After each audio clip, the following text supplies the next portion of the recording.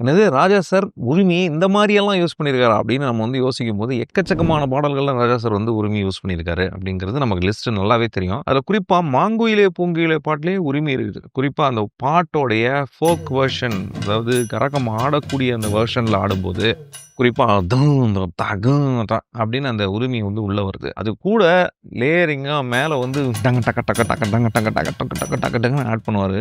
அது வந்து ரொம்ப இன்ட்ரஸ்டிங்கான ஒரு ரிதம் ஸ்டைல் அது.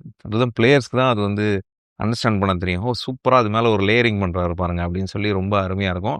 அது மட்டும் இல்ல, அரண்மனை கிளியில வரக்கூடிய அந்த ஓப்பனிங் அந்த பக்தி பாடல். அம்மன் கோயில் கும்பமெங்கு தங்க தக்கட்டு தக்க டக்க தக்குன்னு தங் இந்த ரிதம்ல வந்து உரிமை ரொம்ப அருமையா அதுல வந்து வலு சேர்க்கும். நீங்க அந்த பாட்ட கேட்டீங்கன்னா, கூஸ் பம்ப்ஸ் மொமெண்ட் தான். எனக்கு என்னுடைய ரொம்ப ஃபேவரைட் சாங்ல அந்த ஒரு சாங் ஒண்ணு உண்டு. நெக்ஸ்ட்டு பாண்டி நாட்டு தங்கம் அப்படிங்கிற படத்துல ஒரு அருமையான பாடல். மயிலாடும் பாதையில நாங்க ஆடியிருக்கோம். தங்க தக்க தக்க தன்னு தங்.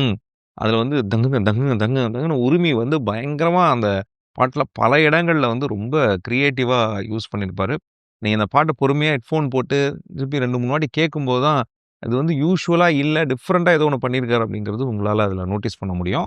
சமீப காலகட்டத்தில ஒரு 2010க்கு அப்புறம் அந்த அந்த டைம்ல வந்த படத்தில ஐயன்னு ஒரு படம். அந்த படத்தில சிவகாமி, ஹே சிவகாமி அப்படிங்கிற ஒரு பாடல். இந்த பாட்டுல பார்த்தீங்கன்னா, உரிமை ரொம்ப அருமையா அது வந்து ஏய் என் உரிமை அப்படின்னே சொல்லலாம். ஏன்னா, அந்த அளவுக்கு அந்த பாடல்ல உரிமை ரொம்ப அருமையா பயன்படுத்தப்படும். குறிப்பா எப்படி அத வந்து ஒரு கைண்ட் ஆஃப் யூசுவல் பேட்டர்ன் இல்லாம ஒரு பிளேஸ்மென்ட்ட வித்தியாசமா பண்றதுல இந்த பாட்டும் ஒரு முக்கியமான ஒரு பாடல். அதுவும் ரீசென்ட் டைம்ஸ்ல ராஜா சார் வந்து 2010 அந்த காலகட்டத்திலயும் உரிமைய கட்டிமா புடிச்சு சூப்பரா ஒரு பாட்டு குடுத்திருக்கார். கேட்டு என்ஜாய் பண்ணுங்க.